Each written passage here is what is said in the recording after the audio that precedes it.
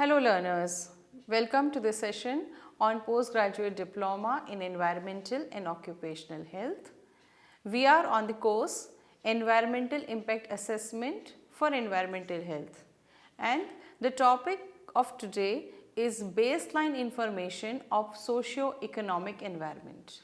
Students, you must be aware of the term environmental impact assessment, and today we will be discussing about that what all does it comprise of socio-economic environment and why and what variables are required if we want to go for the analysis or we want to collect the baseline information regarding socio-economic environmental analysis. So, let us understand first of all what do we mean by environmental impact assessment or EIA. You know, this is the process of evaluating a kind of the likely environmental impacts of any proposed development activity, and it does take into account several features. For example, there are socio-economic factors involved, there are biophysical factors involved, there are cultural elements, there are physical elements, there are related to human health. So, we can say that environmental impact assessment activity is actually done before the beginning of any project. We call it as the developmental activity, and before the beginning of any developmental activity, say for example, we are building roads, we are constructing dams, we are putting up some industrial parks, we are setting up some industry, whatever we are proposing, whatever the developmental projects we are proposing, it is very unlikely that they do not come up with any outcomes. We can say particularly in that sense that there are some impacts and some consequences which are unintended. So, it is very imperative to analyze the socio-economic parameters. So, what are these parameters in order to address the inequality issues which are mostly seen during the initial phases of these development projects. For example, whenever any industry is laid down, we very well know that there are lot of exercises being done to calculate the capital and the other things, but most of the times it has been seen that all the sections of the society are not equally benefited. In spite of the fact that these development projects bring with them lot of opportunities in terms of job creation, opportunities in terms of lot of people coming in, lot of enterprises coming in, lot of prosperity coming in that region.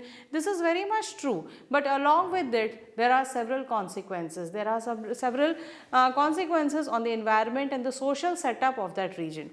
So, this is very essential because environmental impact assessment activity is therefore a kind of an activity which foresees that what will happen to that land, to that region, to that place if the proposed activity goes on. So, what will be the outcome? So, EIA was first introduced in 1970 by US, and it is a very good step because it foresees the kind of the impacts which may occur at that region and which can be prevented by taking all these you can say surveys and collecting all the baseline information. Through these we can at least minimize the impact whichever are occurring because of these developmental activities. So, what are the impacts of the development? Particularly, it has been seen that the development interventions may take different forms.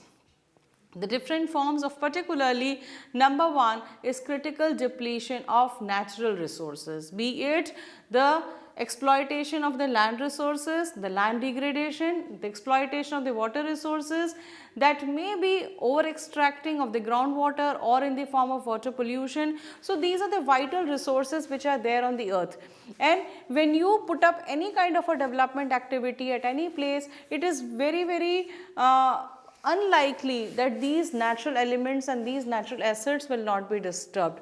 So, whenever the deforestation takes place, there is a huge land, a huge soil which gets displaced, soil erosion takes place, water bodies are getting polluted. So, this is very common that depletion of natural resources occurs at the time of these development interventions. Then there is very common to see environmental pollution occurring because of these activities. The emissions by if the industry is laid down at the time of the construction also, when the industry is in operational phase also, the lot of emissions are being emitted into the atmosphere, lot of harmful gases are being emitted into the atmosphere. So environmental pollution of all sorts, it is very common to see that noise pollution occurs, and it is very difficult for the people who live in the nearby areas to cope up with these environmental pollutants, because these pollutants are very dangerous and people have been living at this place for long, but now they feel that this type of activity will bring opportunities for them, it will be job creation for them. So we can say that this, in spite of knowing that this type of environmental pollution is occurring, then also adequate steps are not taken. And we have seen that how, if environmental impact assessment doesn't take place properly, there are a lot of problems which occur after the project is completed. Then there is a deterioration of global health, the health of the people in the long run, if all these factors are going on, or if there is environmental pollution, there is a lack of adequate water, sanitation, it may lead to several type of diseases in the people. There is a global climate change occurring because of these factors, economic recession. So these are some of the common impacts which have been seen because of these development activities. Worldwide, it has been noticed that when any new project, any program, any policy, any plan, whenever such type of things are being done, it has been seen that on a small scale in the beginning there is lot of resistance from the people, and if the exercise is not carried out in a proper and the planned manner, it results in more harm than advantages. So we come to social impact assessment, because environmental impact assessment looks at the environmental aspect of any particular project. But when we talk about social impact assessment, it means that it is the process of identifying and managing the social issues of the project report. So what are the social issues? That is also something which is very important that we must know and understand. What are the social issues which may affect when the project is planned or when it is operated? So it is the process of analyzing, monitoring and managing the intended and unintended social consequences. So what are social consequences? Learners, you must understand, by social consequences we mean that, is the project, whatever we are planning, going to change the social harmony of the region? Will there be pollution? Keep it aside, but will it not be, if it leads to job creation in an you can say ununiform manner, then it will lead to inequalities in the society. There may be cases of increasing crime in the society. Women may face adverse consequences because of these projects. So these are some of the socially relevant phenomena and socially relevant checklists which we must see when we are going to analyze the project from the social perspective. We have to see that how the people in this region are living at present, and when this project comes up, when any industry, dam, bridge, construction is taking place, how will the life of these people change? Will they be getting the same kind of the environment where they are living? Will there be a change in their culture? Will they have to rehabilitate it? These are some of the common problems which we have seen in the past. We have seen that how improperly conducted social impact assessment in the case of Sardar Sarovar Dam, where large millions of the people were forced to be displaced from the place where they have been originally living. And when we have to resettle them at different parts of the country, it is not an easy exercise. Resettlement also brings with it lot of social, cultural problems with the people. So we have to see that how we are able to manage the social consequences. They may be intended and they may be unintended social consequences. So social impact assessment is an exercise which beautifully does this job of seeing on mitigating the social impacts of any development project or any activity. So we were talking just now about what are social impacts. Let us see people's way of life, how people in that region live, what work do they do, how do they spend their time, so how they are living, how they are working. Then there is a culture, what is their shared beliefs, perceptions, culture, language, What is their culture at present?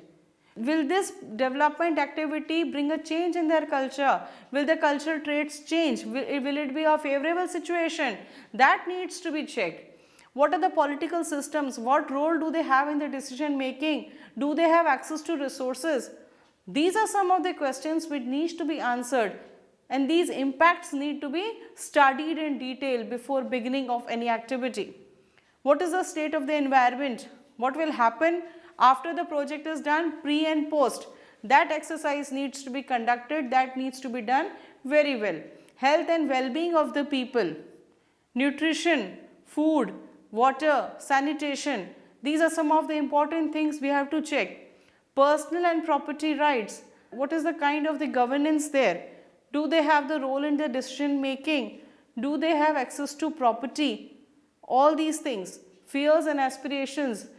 Are the people in the region afraid of their development activity? Do they have any apprehensions in their mind? So if these are the social things which we have to see, which we have to check, so that a kind of a meaningful exercise is being done, and that meaningful exercise results in a better project operation, because unless and until it is done in a systematic manner, it will create problems in the long run of the project. So what is the purpose of social impact assessment? We have seen, we have quoted large number of examples to understand social impact assessment. So the purpose of social impact assessment is to bring about a more sustainable and equitable biophysical and human environment. The relationship between environment and humans need to be established well. We cannot live in harmony if the environment is disturbed. It is a kind of a bringing on win-win situation for environment and the social system existing at any region. To identify and evaluate the associated negative externalities. What are negative externalities? In terms of environment, pollution is a negative externality. Degradation, that is something which we do not desire. But in terms of social aspect, we can say the negative externality may be increase in crime, increase in violence against women, traffic congestion, poor health of the people. So these are some of the issues which come under the category of negative externalities, and when you do social impact assessment, one of the important purpose of this exercise is to identify, to know what could be the negative consequences of this project and how to evaluate them, and lastly to formulate policies for future development planning. So once you jot down what could be the social impacts, and for this we need to also have a data regarding the history of that place. So when you have all these information, we are able to see what are the negative consequences on the social setup of this region, and then we can further plan the future development policies and bring about similar kind of projects if it is a viable solution in that region. If it is not, we may have to seek some other development plan, we may have to look for some alternatives for this particular region. So what is baseline information? We have talked enough about social impact assessment and the importance of social impact assessment, but what information exactly do we need and how to get that information in order to effectively carry out social impact assessment? So that is the baseline information which refers to the existing conditions and the past trends associated with the human environment where the proposed activity is likely to take place. So you also have to look at the present scenarios, the way of living of the people, and what have been the past trends. From where have these particular community people have come? What has been the history of that place? So that all together this will comprise of the baseline information. It is necessary to collect baseline information to provide a description of status and trends of environmental factors against which predicted changes can be compared and evaluated. So you have, first of all, in this, the information or the data which we are using is used for predicting the changes which are likely to happen here, and then a kind of the description of the status that it helps to create this information and to provide a means of detecting actual change. So, when the project is laid down, we come to know about the actual change which has occurred there by monitoring once the project has been initiated. So, when the project is initiated, we can know that we can monitor actually that what was the predicted and what is the actual scenario of the project in that particular area. So, how far social changes have been brought about and how they have been minimized, that can be done when the baseline information is collected properly. There are certain variables of this baseline information, and some of them are relationship with biophysical environment. We have a intricate relationship with the environment, with the physical factors of the environment. So, that also needs to be carefully studied. It must be known that what is the origin, what kind of a topography, what kind of the climatic zone that region falls with it. So, how we are related, does our livelihood depends on that biophysical environment, our living, our culture, how does it relate to this biophysical environment? What is the historical background of this region? Just now we were talking about the history of that place and the historical background of the communities who have been living at that place. So, what is the history? What is the community life of the people? From where they have originated? What is their culture? What practices do they follow? These are some of the vital information which is required. Then political and social resources. What kind of mutually cooperation is there or not? Do they have access to resources, decision making, power over the resources? What kind of the governance is there in that region? So, this comes under the political and the social resources. Then culture, attitude and social psychological conditions. What are the beliefs of the people, attitude of the people, what kind of culture they have been brought into it. Are they forward looking, or are they you can say they have this entrepreneur ability in them. So, these are some of the important things and which are known by knowing about their social values, their cultural values, the psychological conditions and the population characteristics. What is the population of that area? What is the literacy level of that area? How many people are employed? What do they perform? What kind of jobs do they have? What kind of activity do they indulge in? So, this is the population characteristics which is also very important to ascertain. For example, demographic variables. This is the size of the population, the distribution of the population, the composition of the population, the sex ratio in that region. So, that gives us an idea, so that you can plan that after 10 years, 20 years, 30 years, if the current population trends are like this in this region, in the future it will be like this. So, we can ascertain what infrastructure development needs to be done. So, whether the proposed activity which is being done over here will be viable in future, is it required for future. So, that kind of demographic variables are very important to know, and to therefore before beginning of such type of activity, these are some of the important considerations which should be kept in mind. And these variables also determine the household income, literacy level of the people, future infrastructure, what would be the requirement. There have been lot many studies. We always come across such type of studies which predict that by 2030, by 2050, this much of water will be required, this much will be the energy requirement. So, all these you can say all these facts and figures are coming by studying the population characteristics and demography of that region, which is very essential. And future needs, if we want to ascertain, that also can be explored by knowing these demographic variables. Then economic variables are also very important, because economic attribute determine the level of the income of the people, the standard of living of the people, the quality of life of the people. So, this is also something which is very important. That income actually helps in making choices and living conditions, and it gives also access to better civic services that we have seen. A region which has a population of prosperous people, they have a different level of the civic amenities in their area as compared to the region where most of the people are below poverty line. So, this economic variables are very important to ascertain the type of the living of that people in that region. So, if we are able to know by economic variables what is the state of affairs of the people in this region, we can, in a better way, we will be able to propose a development activity and go for its operation.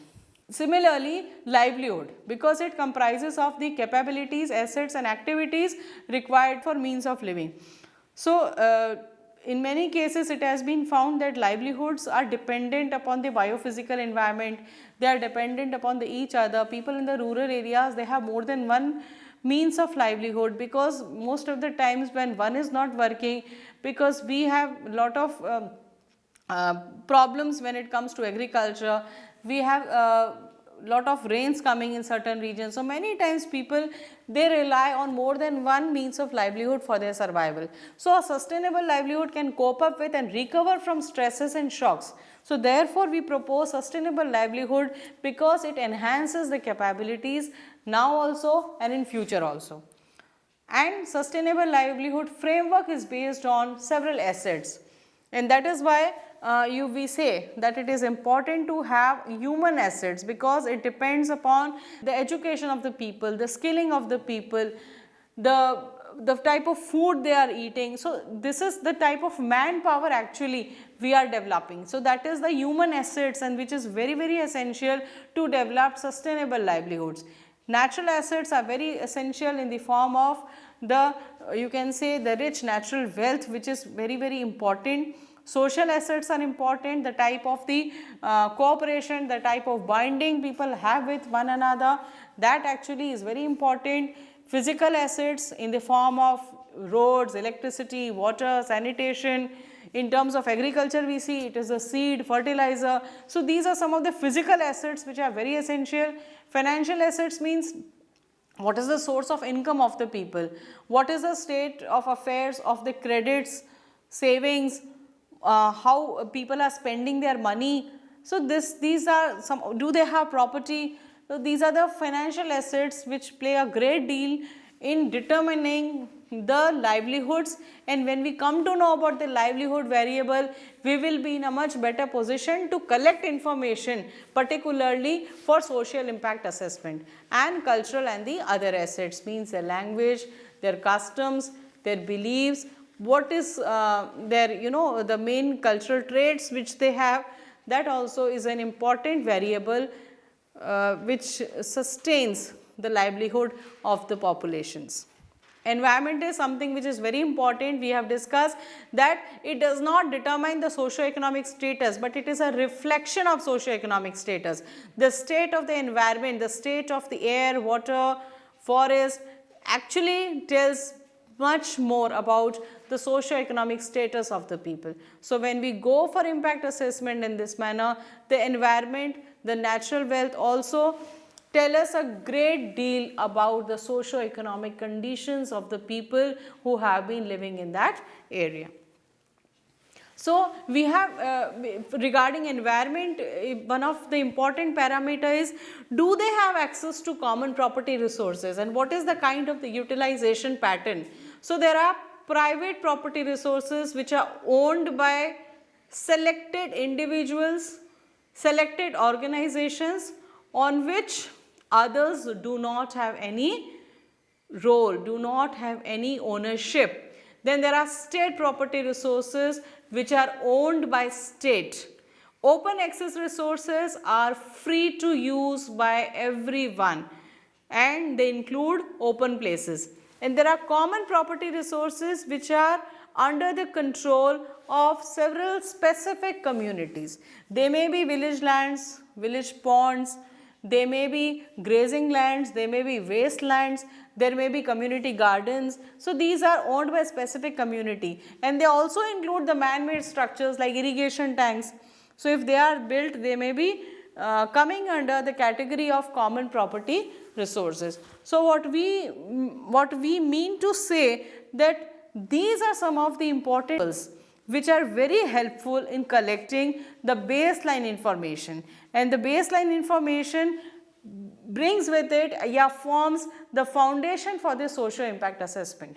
Further, when you go for impact analysis and impact prediction regarding the social setup, this vital baseline information, which is composed of so many things, right from the population characteristics to the access of the resources which are lying in the nature, this holistic exercise, when it is done, it brings with it a clear-cut indication, a clear-cut picture of the state of affairs of the social environment. And by knowing the social environment and the social setup of this region, it is very easy and it is very you can say it is very noteworthy to say that what kind of impact prediction can be made because of any development activity, because of any proposed project, whatever we have planned and whatever we intend to do in that region. These variables, the information which is collected by these variables, if it is documented properly, it will help in a great deal in predicting the social impacts, particularly of this particular activity.